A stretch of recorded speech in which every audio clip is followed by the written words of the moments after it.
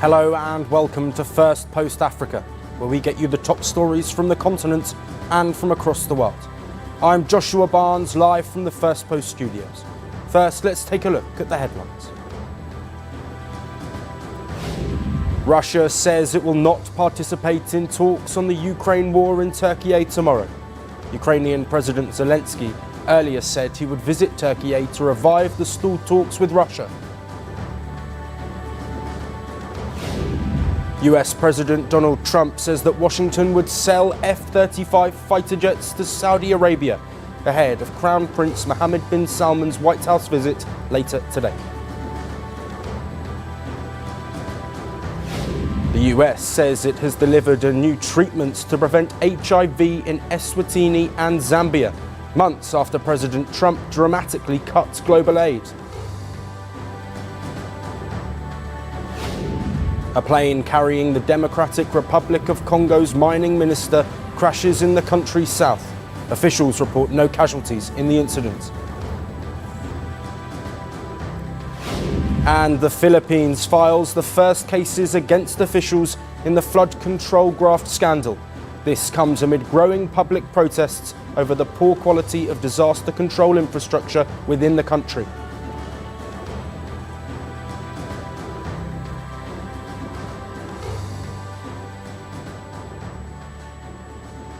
We begin in Nigeria, where a familiar and deeply troubling pattern of school abductions has returned, this time in the northwestern state of Kebbi. Armed bandits on November the 17th launched a pre-dawn attack on a girls' secondary school, kidnapping 25 students and killing a staff member. Police say the raid began shortly after 4 a.m. local time. A criminal gang, armed with what officials described as sophisticated weapons, stormed the school. They fired sporadically, scaled the school fence, and forced their way into the hostel. By the time security teams had arrived, the attackers had already taken 25 schoolgirls to an unknown location. According to a report prepared for the United Nations, the school's deputy head was shot dead during the assault. A security guard was also injured. Authorities say military units, police tactical squads and local vigilante groups are now combing known bandit routes and surrounding forests to try and rescue the children. This is the second mass school kidnapping in Kebbi in 4 years. In 2021, more than 100 students and staff were taken from a government college. Many were released only after ransoms were paid, some returning years later, and in some cases with babies after forced marriages. The new attack revives painful memories of the Chibok abduction in 2014, when 276 girls were abducted by Boko Haram. The incident sparked global outcry and the Bring Back Our Girls campaign.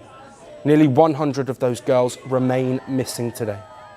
And since then, similar attacks have swept across northern Nigeria, including last year's Kuriga mass kidnapping, when over 130 students were abducted and later released.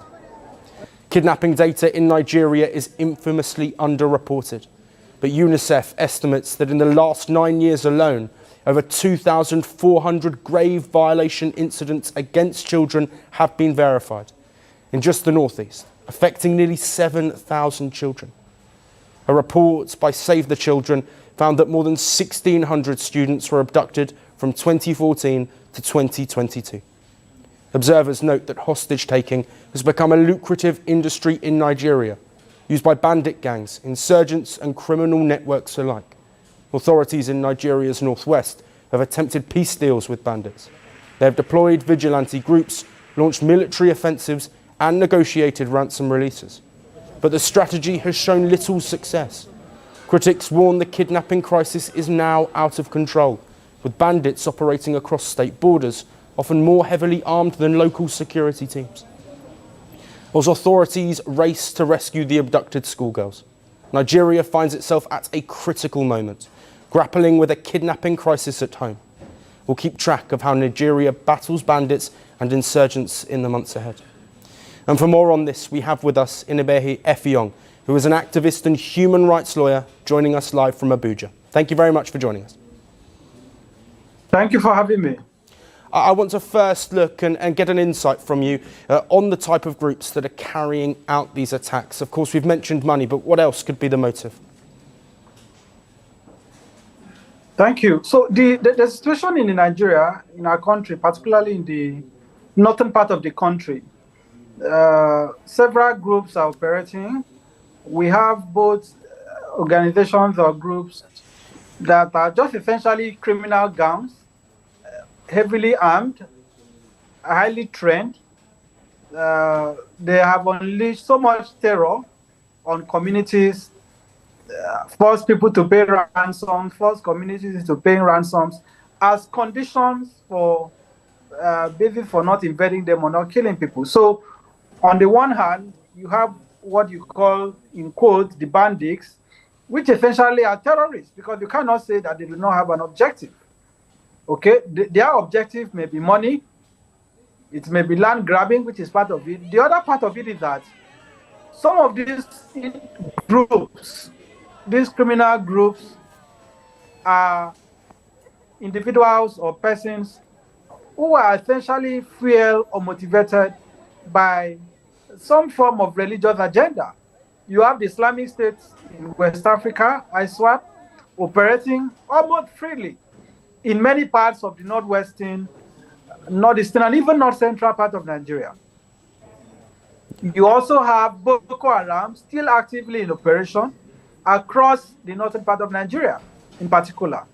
And then there are also splintered different non-state actors operating across different states, from Katsina to Zamfara to Kebbi State, some parts of Borno, and so on, that are essentially out to kidnap people for ransom, kill victims, and so on. So what you are seeing in Nigeria now is a situation where non-state actors have basically challenged the territorial integrity of Nigeria, carve out territories within the Nigerian state for themselves, and are essentially exercising control over those communities for religious reasons. That is particularly the ISWAP and Boko Haram, who are seeking to impose strict Sharia on the country. And then you also have, on the other hand, as I said, these groups of terrorists of different factions whose primary objective is money. So the government doesn't seem to have control over this. The government seems basically handicapped at this point. Yes, and we'll look ahead, of course, to what can be done and what the government might need to do. But first, I want to get an understanding from you of how Nigeria is reacting right now to this tragic incident. Of course, this comes off the back of similar kidnappings in recent years. Abduction, that in 2014, 276 school children were kidnapped from a Christian school, a Christian community in Borno State called Chibok. Till date, some of those school children have not been rescued. Boko Haram members married some of them off. They have not been accounted for. The Nigerian government has not been able to rescue them. So this is another traumatic experience for Nigerians. This kidnap incident in particular that just happened has provoked national outrage.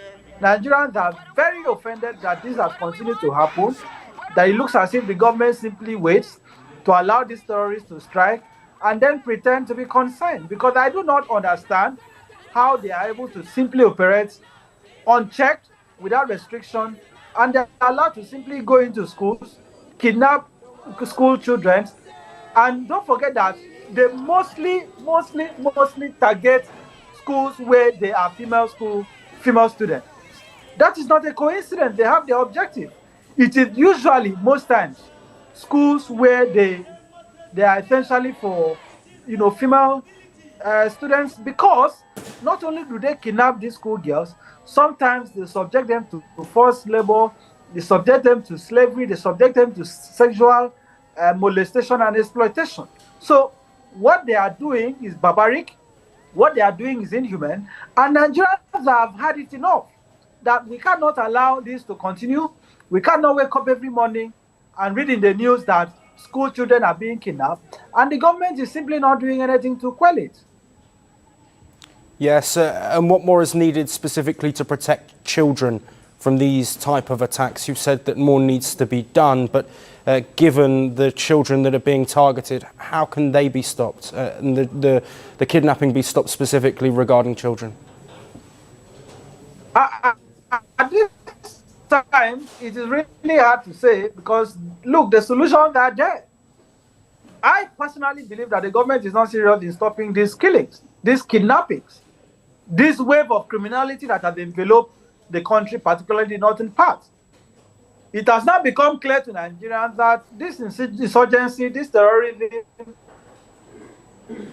is very profitable.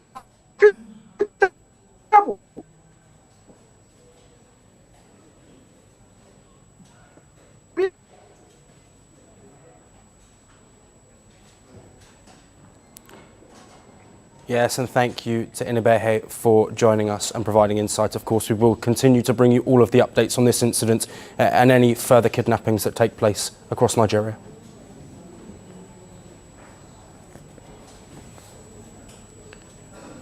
Shifting focus now to Kenya, where President William Ruto has issued one of his strongest defences yet of the country's labour migration policy.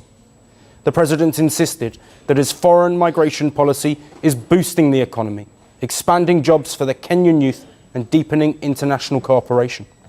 His comments come amid growing public outrage over reports of abuse and exploitation faced by migrant workers abroad. Ruto made the remarks in Nairobi yesterday in a gathering of more than 200 migration judges, legal scholars and refugee law experts. The president said Kenya's expanded bilateral labour agreements, including new deals with Germany and Austria and ongoing talks with Qatar, are opening doors for thousands of Kenyans seeking higher paying jobs abroad.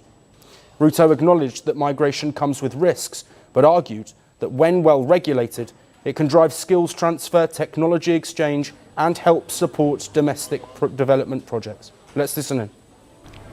As a result of migration, today we have close to 430,000 Kenyans in the last 2 years who are working outside Kenya. It is migration in a positive sense. And as a result of that increase of number of Kenyans working outside Kenya, we got $1 billion more from our diaspora remittances. And we are using it positively to build our country. And Ruto also highlighted Kenya's move to scrap visa requirements for all African citizens, saying it is already encouraging ideas, innovation and the free movement of people across the continent. The president's defence, however, comes at a time of mounting controversy. Recent reports of alleged widespread abuse and exploitation of Kenyan workers abroad, including reports of overwork, unpaid wages and physical mistreatment. The Kenyan government has confirmed that criminal networks are exploiting job seekers, luring some with fake job ads and end in forced labour or fighting in active conflict zones in Ukraine. The government recently revealed that over 200 Kenyans may have been recruited to fight in Ukraine under false pretenses. Addressing the Global Assembly of Judges, Ruto urged nations to place justice and human dignity at the heart of migration and refugee governance. He said refugees and migrants are not statistics, but individuals who deserve protection and the chance to rebuild their lives.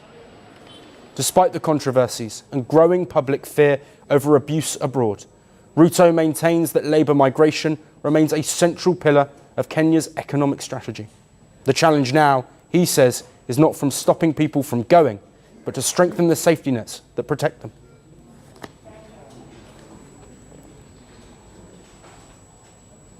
Next, we move to South Africa, where tensions with the Trump administration are reaching new heights.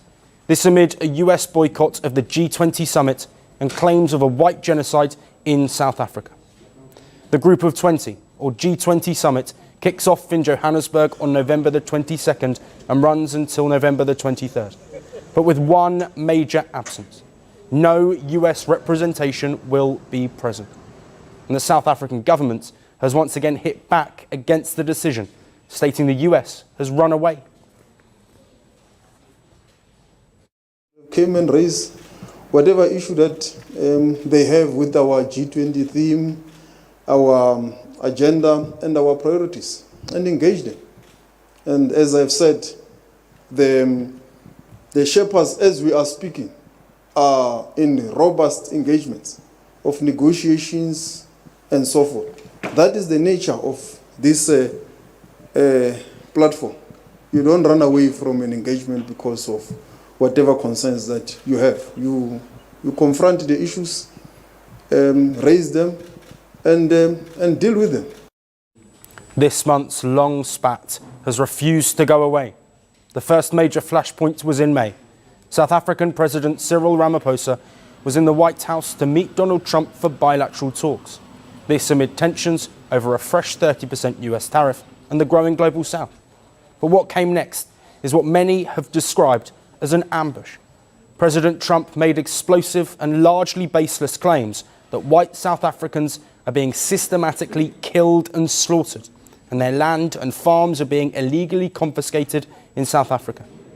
Ramaphosa hit back at these claims and questioned the legitimacy of footage shown by Trump supporting his claims. Those people were all killed. Have they told you where that is, Mr. President? No, I'd like to know where that is, because this I've never seen. But, okay. And it was later confirmed that an image shown of what Trump called dead white farmers in fact came from Congo and not South Africa. But Trump's rhetoric has not shifted. He has questioned why South Africa has been allowed to host the G20 summit. And President Ramaphosa has hit back. The South African leader has said the US absence is their loss, also stating that the US is giving up the very important role it should be playing as the world's biggest economy. For context, this will be the first time the group will convene on African soil. The 21-member bloc represents 85% of the world's GDP and about 2/3 of its population.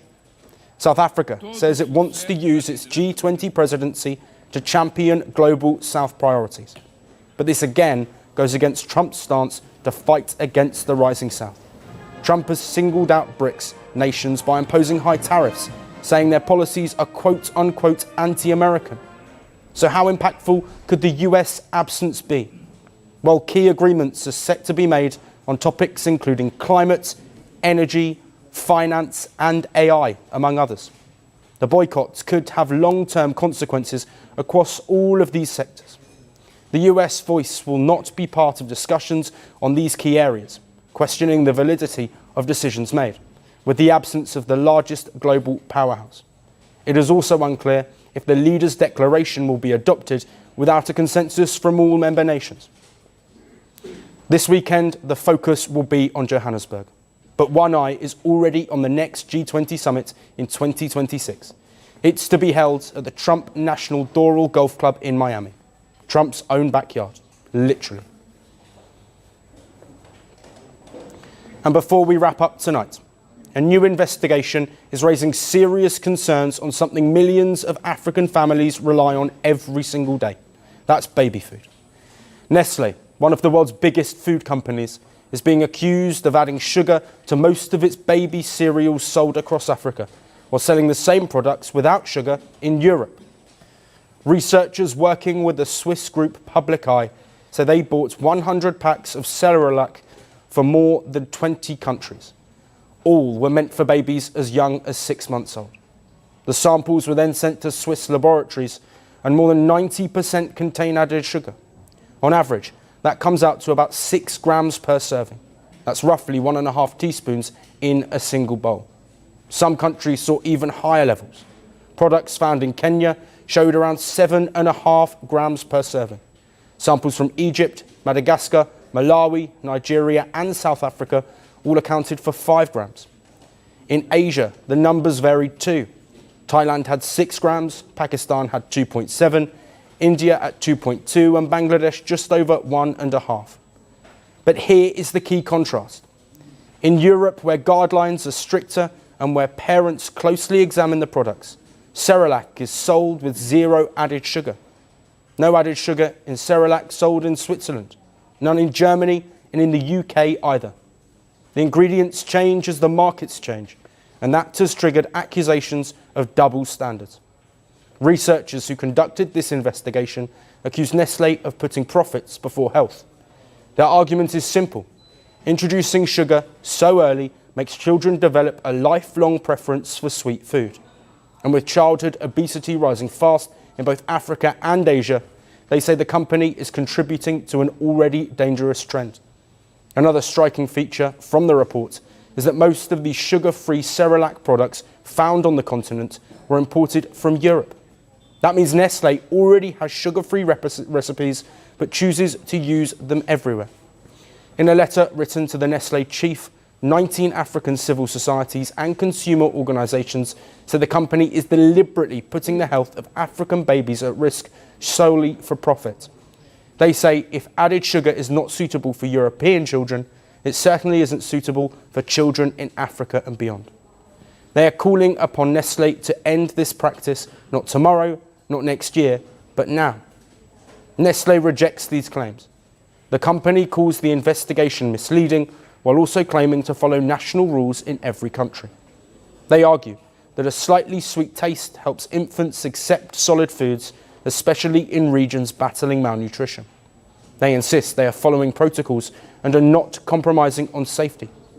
But the World Health Organization's guidance is clear. No added sugar for children under 3, including artificial sweeteners. Early exposure increases the risk of obesity and chronic diseases in later life.